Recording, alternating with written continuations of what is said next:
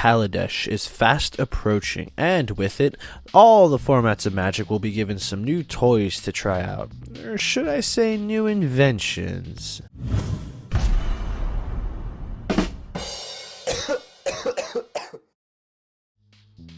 But nevertheless, we at the Planeswalker Project are hopelessly trying to get better at the Pauper format. So, today, we will be taking a break from trying to make Stormcrow work to take a look at some of the new commons in Kaladesh and what we think might have some potential in the Pauper format. Starting off, Built to Last might be a new combat trick in an affinity build. Not only does it provide a decent body buff, but if this should target an artifact creature, that creature also becomes indestructible until the end of turn. This can be rather useful in a situation where you would otherwise be trading or losing a creature.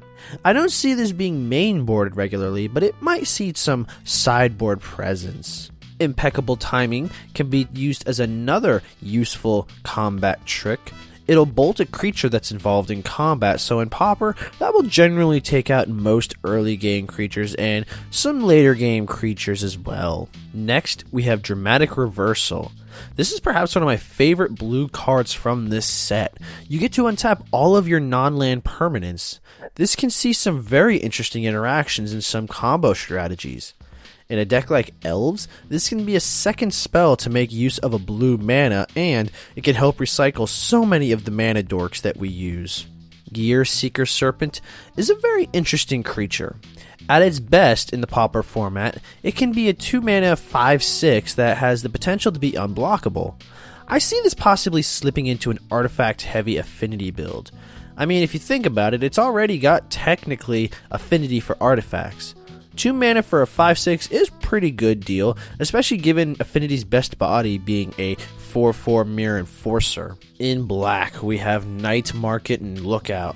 This card is giving me so many ideas for a possible black and red burn deck. All this card needs to do is to tap to ping an opponent, whether or not it's attacking. Picture this in a deck that uses the Convoke mechanic, and this ability will snowball. This card is also great if you have multiple copies in play. You only need to tap it a few times in order to kill an opponent. Definitely a card to look out for. Tidy Conclusion is another possible candidate for some sideboard action in Affinity. A lot of the decks that are getting any new cards in this set are Affinity, just based on the sheer number of artifacts and artifact-relevant abilities. The life gain for this card can be bonkers in a deck that runs a ton of artifacts. But the 5 mana might be costly for a kill spell. I seriously wonder if the life gain that this card can be capable of will make it worth it to run. Now, our next card is Built to Smash. It's basically giant growth with an upside. I feel this card can be easily slipped into Affinity to give some extra push to your attacking constructs. I also realized that this video could have just as easily been titled Best Pauper Cards from Kaladesh for Affinity, and absolutely no one would bat an eye. Cathartic Reunion. Aside from the super feelsy artwork, which I love, this has the potential to replace Tormenting Voice in just about any format Tormenting Voice is run in. For the same casting cost and 1 extra card discarded, you get to draw 3 cards. I would say this is one of the better draw spells for red. Madness decks will love this for all the discard it brings with it. Reckless Fireweaver might find its way into a decent new variation of Affinity that runs more red and blue. This card's ability takes into account lands and non-creature artifacts, so for those Affinity decks that run, only artifact lands, this card will make a humongous splash in that deck. It basically will be a landfall ability. Takedown is another interesting removal spell for anti-flyers decks. You can either target one creature with flying to Flame Slash, or you could Scattershot Archer as a sorcery spell.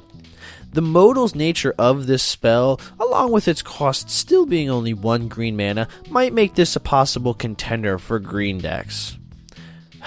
And of course, Prophetic Prism, because Affinity. And that's going to do it for this video. I hope you enjoyed looking at some of these better common cards from Kaladesh with us. Which common cards do you think are good? Do you agree with some of the cards that we discussed today? We didn't rank these cards by any means because, with little exception, the cards have yet to be played in the format, so we can't tell what cards will work and what cards will fail and explode in a fiery ball of sadness. Again, if you enjoyed this video, feel free to tap that like button. Don't worry, the mana burn won't get you. And lastly, if you're new to the channel, considering hitting the subscribe button and joining the Planeswalker project today.